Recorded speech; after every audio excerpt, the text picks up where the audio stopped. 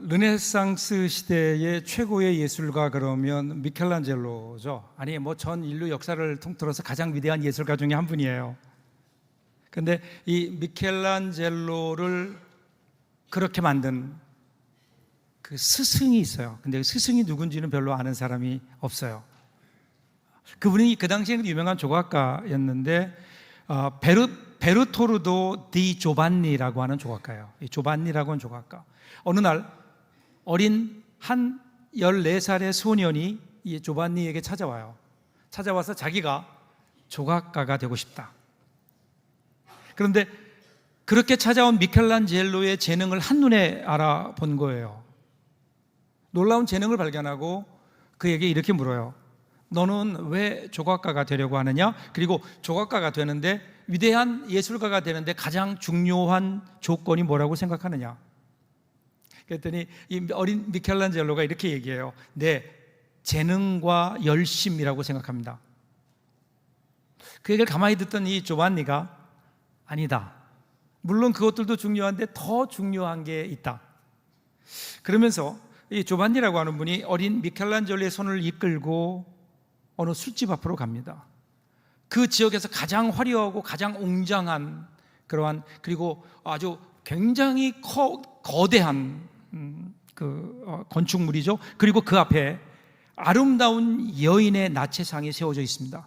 누가 보아도 한번 보면 눈을 뗄 수 없는 정교한 여인상, 그것을 보여줍니다. 그리고 나서 그는 다시 그의 어린 제자의 손을 잡고 근처에 있는 성당으로 데리고 갑니다. 그곳에는 작지만 아름다운 성모 마리아, 성모상이 거기에 서 있었습니다. 두 개의 이 작품들을 보여줘요. 그리고 나서 이 베르토르도가 미켈란젤로에게 이렇게 물어요. 너는 어떤 조각가가 되고 싶으냐? 너는 무엇을 만들고 싶으냐? 전자냐 아니면 후자냐? 그때 미켈란젤로가 잠시 생각하더니 이렇게 대답합니다. 저는 하나님의 영광을 위해서 저의 재능과 열정을 사용하겠습니다. 조반니는 3차례나 다짐하듯 같은 질문을 물었고 미켈란젤로는 3번을 서약하듯 똑같이 대답했습니다. 이것이 미켈란젤로를 만든 거예요. 인생에서 이러한 스승을 만난다는 것 얼마나 귀한 일일까요? 너무너무 중요한 일 아닐까요? 여러분들에게 이런 스승이 있습니까? 여러분들의 인생의 새로운 길을 보여주었던, 그리고 그곳으로 인도해 주었던 스승, 어디에서 우리가 이 스승을 찾을 수 있을까요? 중국 명나라 때 사상가였던 이타고라는 분이 이런 말을 남겼어요. 스승이면서 친구가 될 수 없다면 진정한 스승이 아니다. 친구이면서 배울 게 없다면 진정한 친구가 아니다. 이 말의 의미가 여러 가지가 있겠지만 저는 이 말을 들으면서 그런 생각했어요. 그래, 스승이라고 하는 것이, 우리 인생의 스승이 멀리 있는 것은 아니구나. 내가 매일 만나는 친구 가운데도 내 스승이 있고, 우리가 이렇게 함께 모이는 공동체 안에서 하나님이 나에게 허락하신 스승이 있구나. 멀리에 있는 거 아니에요. 우리 옆에서 나를 위해 기도해주고, 그리고 내가 신앙생활 잘 하도록 도와주고 예수 그리스도를 보여주는 그 사람이 여러분 스승이 아닐까요? 오늘 본문에도 보면 이 스승과 제자의 아름다운 모습이 오늘 말씀에도 나오고 있습니다. 자, 1절 2절 보세요. 사울이 주의 제자들에 대하여 여전히 위협과 살기가 등등하여 대제사장에게 가서 다메섹 여러 회당에 가져갈 공문을 청하니, 이는 만일 그 도를 따르는 사람을 만나면 남녀를 막론하고 결박하여 예루살렘으로 잡아오려 함이라. 자, 이제 그 유대인들이 예수 믿는 그리스도인들을 향한 탄압이 시작됐어요. 그리고 그 탄압, 그 핍박의 선두에 사울이라는 사람이 있어요. 그래서 그가 그들을 대표해서 대제사장에 가서 다메섹, 오늘날의 다마스커스예요. 다마스커스에 있는, 거기에 많은 그리스도인들이라는 사람들이 모여 있는데 그들을 잡아오기 위한 공문을 받기 위해서 대제사장에게 허락을 얻어서 공문을 가지고 지금 바로 거기 다마스커스에 있는 그리스도인들을 잡기 위해서 지금 가고 있는 거예요. 사울의 열심을 봅니다. 근데 왜 그는 이렇게 했을까요? 왜 하나님을 믿는다고 하면서 다른 사람들을 잡으려고 했을까? 그 이유는요, 그것이 그에게는, 그의 신념에는 하나님을 위하는 일이었어요. 그것이 옳은 일이었어요. 사울의 스승이 가말리엘이라고 하는 그런 바리새인의 최고의 석학이었어요. 그분, 이 가말리엘이라고 하는 사람의 그 최고의 가르침, 그의 가르침의 중심이 뭐냐면요, 히브리어로 레 야웨, 번역하면 하나님을 위하여라는 거예요. 그러니까 바리새인들이 신앙생활을 잘하는 게 뭐냐, 유대인들이 어떻게 살아야 되느냐, 하나님을 위해 살아야 된다라는 거예요. 하나님을 위해 살아야 된다. 이것이 바리새인들의 가장 큰 가치였어요. 그러니까 지금 그들의 입장에서 보면 스스로 하나님의 아들이라고 얘기하는 예수, 그는요 이단이에요. 그는 주적이에요. 그리고 그 예수를 따르는 초대교회 공동체는 악의 축이에요. 그래서 그에게 있어서 그 일은 하나님을 위하여 하는 거라고요. 그의 신념대로 하나님을 위해서, 예수 그리스도의 제자들을 괴멸시키기 위해서, 무너뜨리기 위해서 지금 다마스커스로 가고 있는 거예요. 여러분, 이 모습을 보면서 뭔가 좀 역설적이지 않나요? 하나님을 위한다고 하면서, 하나님을 위해서 한다고 하면서, 그런데 그의 삶을 보면, 그가 살아가는 삶을 보면 오히려 하나님을 대적하는, 우리도 많은 경우에 하나님을 위해서 일한다라고 얘기하면서 사실은 하나님의 뜻과 어긋난 삶을 살 때가 많이 있죠. 자신의 열심이에요. 베드로를 보세요. 복음서에 나타난 베드로의 모습은요, 예수님을 위해 분명히 열심히 있는 사람이에요. 예수님을 그 누구보다도 위했던 사람이에요.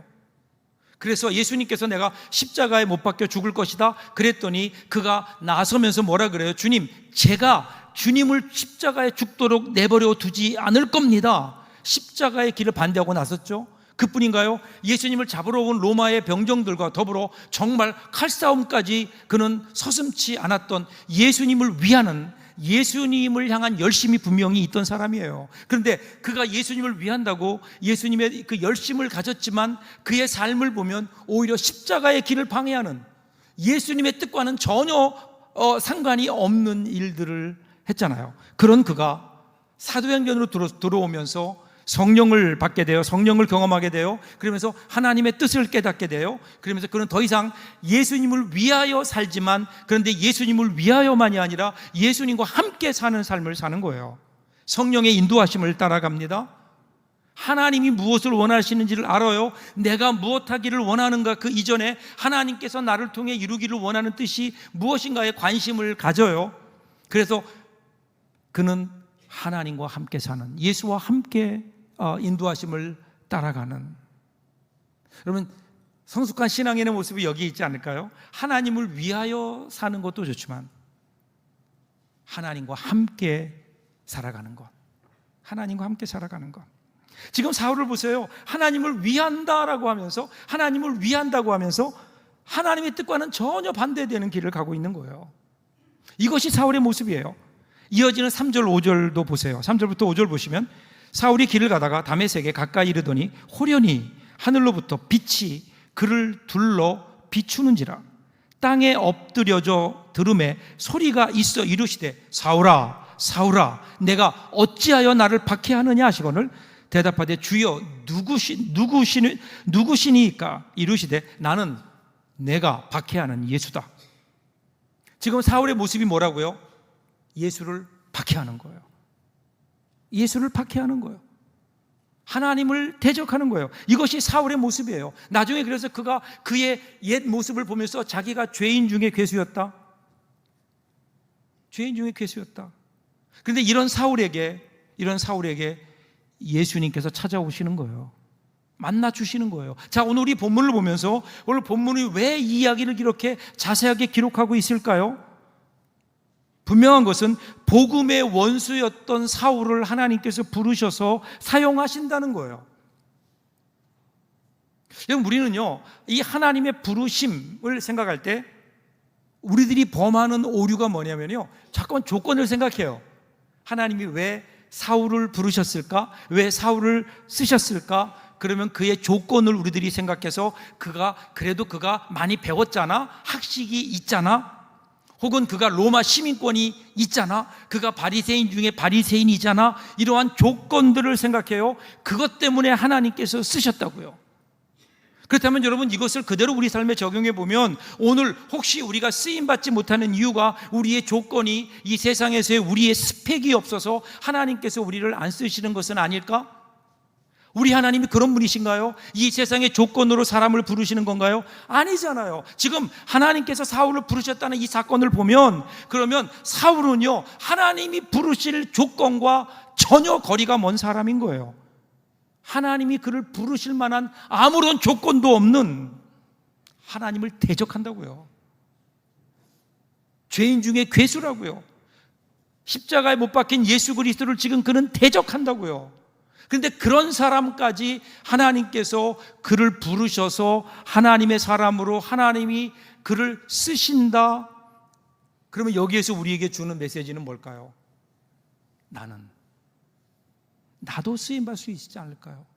가장 최악의 조건에 있는 사울도 불러쓰신 하나님이시라면, 그러면 당연히 오늘 우리는 하나님이 부르실 거예요. 그런데 오늘 이 하나님의 부르심 우리에게 있는가? 아니라면 왜일까요? 7절을 보면 아주 흥미로운 사건이 나와요. 7절 보세요. 같이 가던 사람들은 소리만 듣고 아무도 보지 못하여 말을 못하고 서 있더라. 신기한 것은요, 사울과 같이 가던 사람들이 예수님의 음성을 듣지 못했어요. 말씀은 못 들었고 그냥 뭐만 들었어요?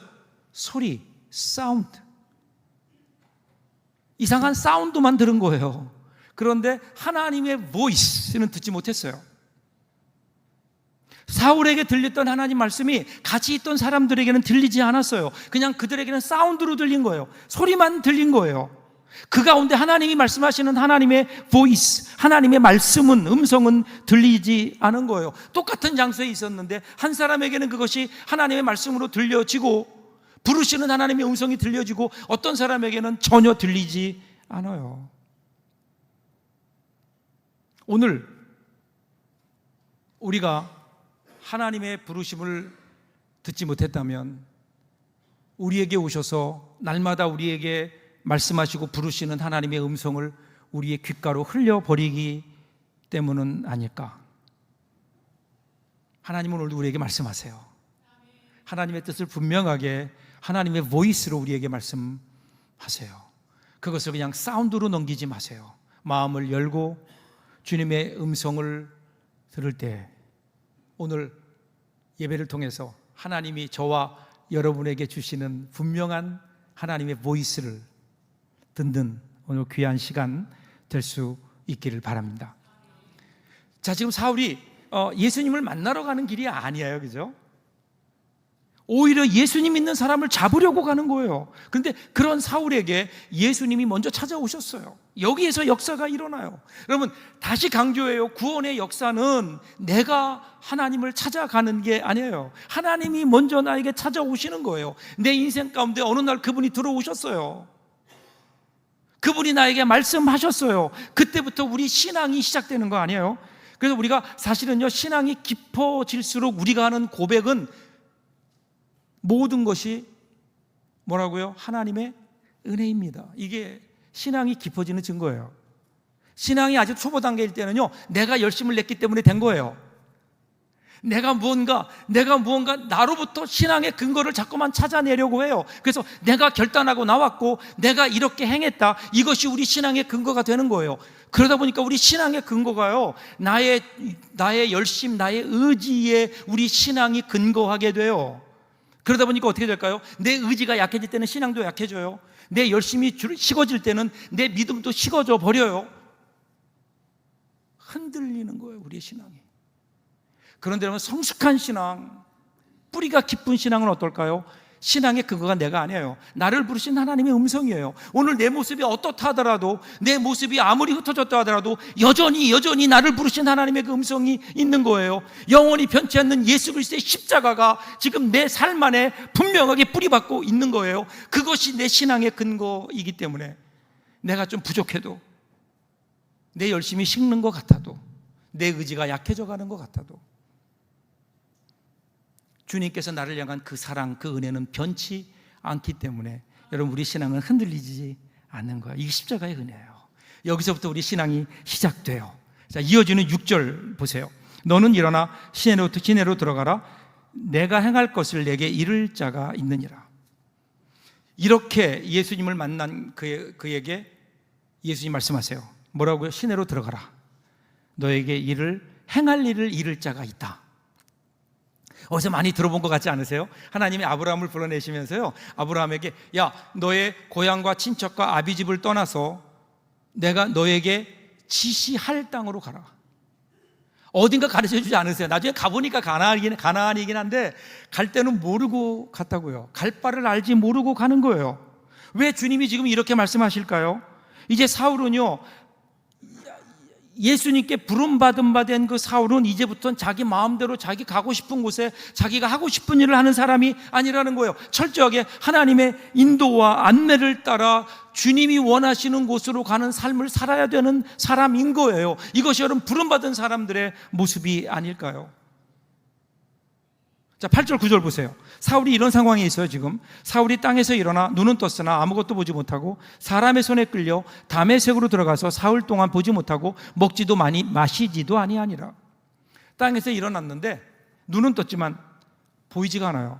여기 보이지 않는다고 하는 의미는 우리 눈이 정말 감겨서 깜깜하고 아무것도 보이지 않았다는 의미도 있지만 그것과 함께 또 하나는 앞길이 보이지 않는 거예요. 지금까지 자기가 의지하고 살아왔던, 가치 있다고 생각했던 모든 것들이 한순간 예수 그리스도를 만나는 순간 무너져요.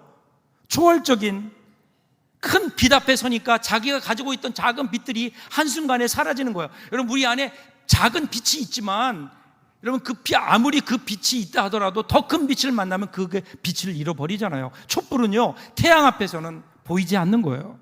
빛을 잃어버렸어요. 가말리엘 문화에서 공부했다는 것, 바리새인 중에 바리새인으로 살아왔다는 것, 로마 시민권을 가졌다는 것, 지금까지 그가 굉장히 중요하게 생각했던 그의 가치들이 한순간에 빛을 잃어버려요. 그러면서 어떻게 해요? 이제 뭐 어떻게 사나? 무엇을 하며 살아야 되나?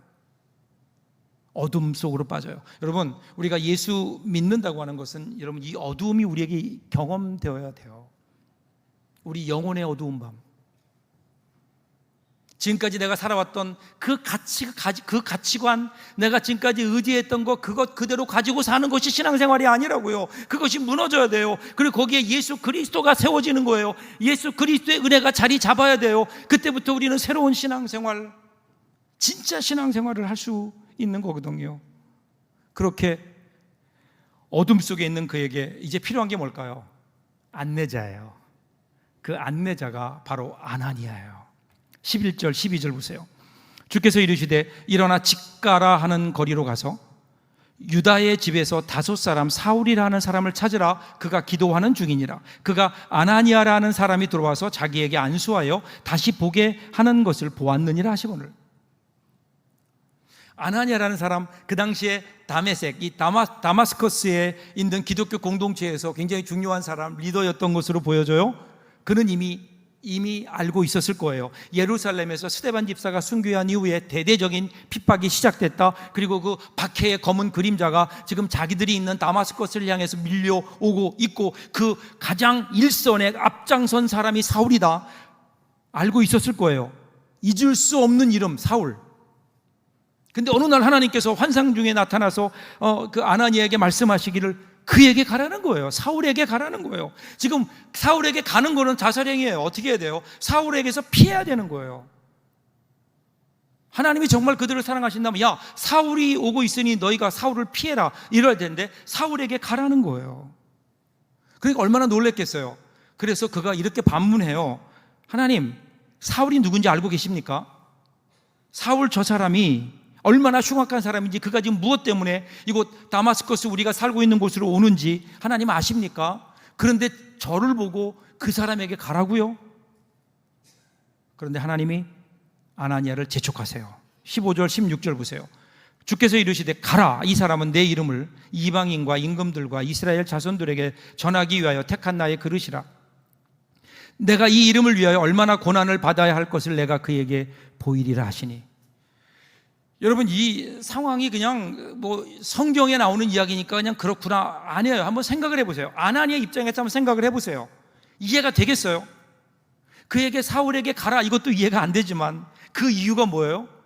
가야 되는 이유가 내가 사울을 택했다는 거예요. 무엇을 위해서요? 땅끝까지 복음을 전하는 그러한 도구로, 복음을 전하는 그릇으로 내가 택했다라는 거예요. 제가 말씀을 준비하면서 아나니아 입장에서 한번 생각을 해봤어요. 여러분, 아나니아가 어떤 심정이었을까요? 아니, 하나님, 왜 사울입니까? 저는 안 됩니까?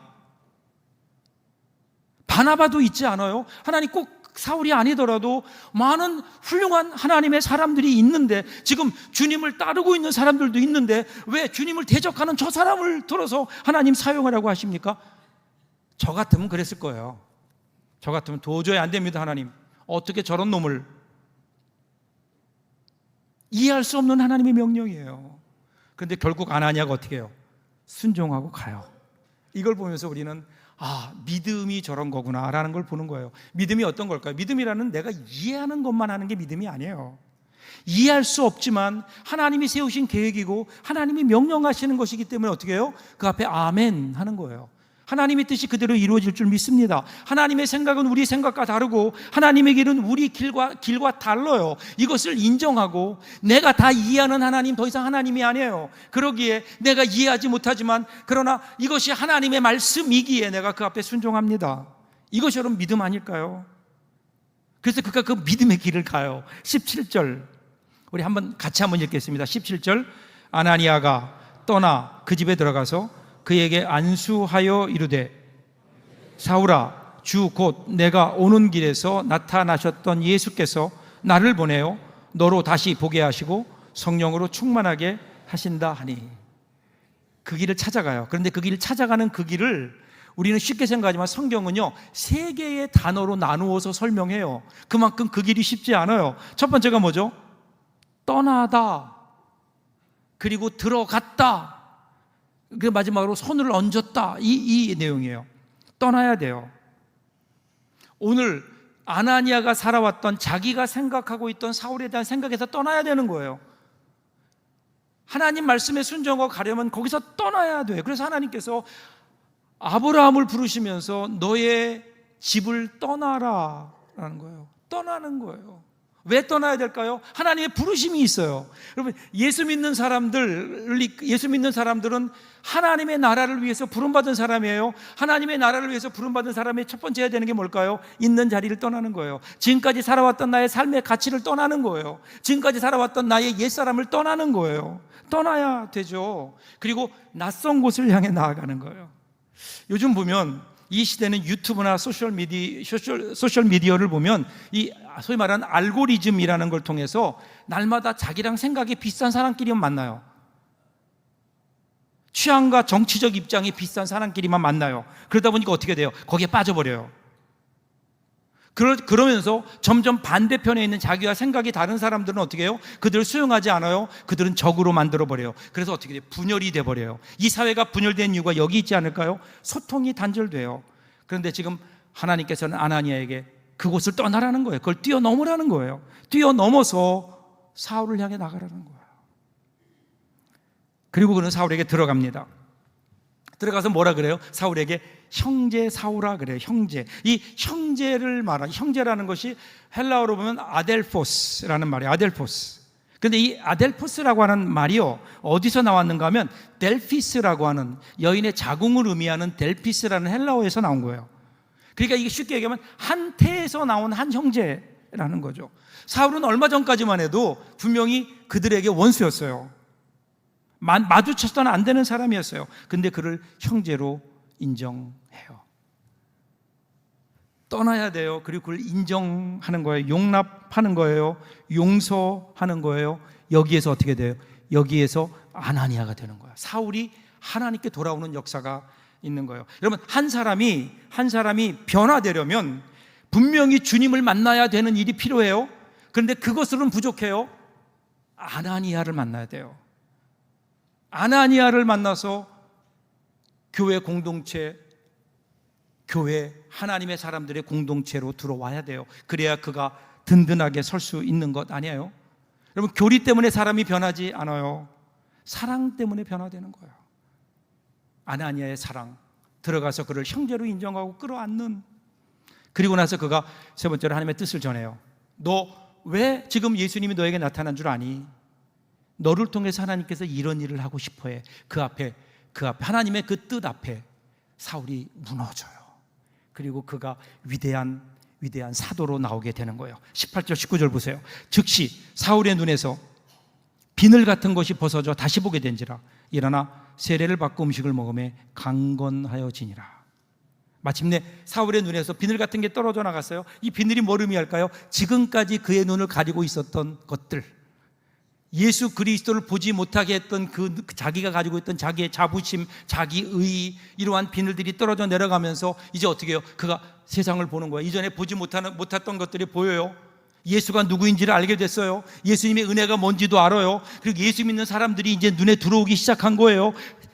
세상이 바뀐 게 아니에요. 세상은 여전히 똑같아요. 그런데 그가 바뀌었다고요. 사울이 바뀐 거예요. 그가 일어나 세례를 받고 음식을 먹고 힘을 얻어요. 여기에서 우리가 아는 위대한 사도 바울이 이제 나오게 되는 거예요. 여러분, 여기 오늘 나오는 아나니아라고 하는 이 사람의 이름은요, 하나님은 은혜로우시다라는 뜻이에요.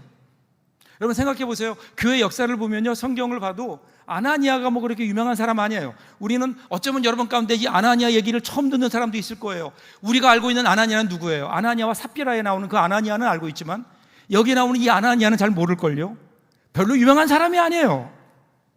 진짜 유명한 사람은 사도 바울이었다고요. 땅 끝까지 이르러 복음을 전하는 위대한 사도 바울. 그런데 그 바울이 나오기까지 그 바울을 이끌었던 사람, 바울의 스승 누구였다고요? 아나니아였어요. 아나니아.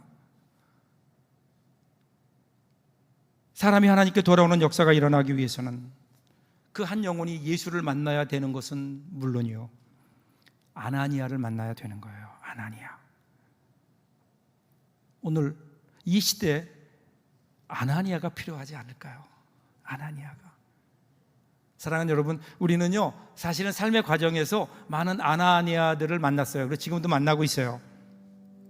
전혀 예기치 않았던 순간에 우리에게 다가와서 빛을 던져두는 사람들, 가장 내가 힘들고 어려울 때 나에게 위로해 주었던 사람들, 절망스러운 처지에 빠져 있을 때 모두가 나에게 등을 돌렸을 때 그때 내 편이 되어 주었던 사람들, 그 아나니아가 있어서 우리가 다시 일어설 수 있던 것 아닐까요? 사랑의 빛이라고 성경은 얘기해요. 사랑의 빛. 이 빛을 아는 사람, 이 빛을 아는 사람은 그 빛을 갚으며 살아갑니다. 그 빛을 갚는 것은 어떻게 갚는 걸까요? 다른 사람에게 내가 받은 사랑을 베푸는 거예요. 하나님은 우리를 사울로도 부르시지만 여러분 아나니아로도 부르세요. 오늘 이 시대에 사울을 품을 수 있는, 이 시대에 새로운 사울을 만들어낼 수 있는, 하나님께 돌아오는 그 일들을 감당할 수 있는 이 시대의 아나니아, 하나님이 찾고 계세요. 그리고 저와 여러분이 그 아나니아가 돼주지 않겠냐고 오늘 우리에게 말씀하시는 거 아닐까요? 어차피 우리 한 번 사는 세상, 이렇게 살면 얼마나 멋있어요. 우리가요 작은 그늘을 그림자라고 불러요. 그림자. 빛이 비추면 그림자가 생겨요. 강아지 그림자, 전봇대 그림자. 그런데요, 이 그림자가 사람이 들어가서 쉴 수 있는 크기가 되면 우리는 그것을 더 이상 그림자라고 안 그래요. 뭐라고 부르죠? 그늘이라고 불러요. 그늘. 햇빛이 비치면 어떤 사람에게는 그림자로 나타나지만 어떤 사람에게는요 그늘로 나타나요.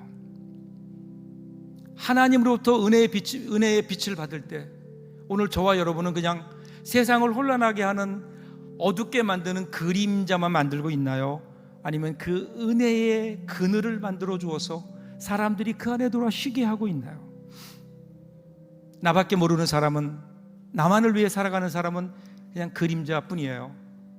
그런데 다른 사람을 바라볼 줄 아는 사람, 다른 사람의 아픔에 공감할 수 있는 사람, 하나님 말씀을 따라 다른 사람들의 복음을 전하기를 원하는 사람, 큰 그림을 갖는 사람 아닐까요? 사랑하는 여러분, 우리가 어차피 한 번 사는 인생인데 그냥 작은 그림자만 만들다 끝나는 인생 되면 얼마나 억울해요.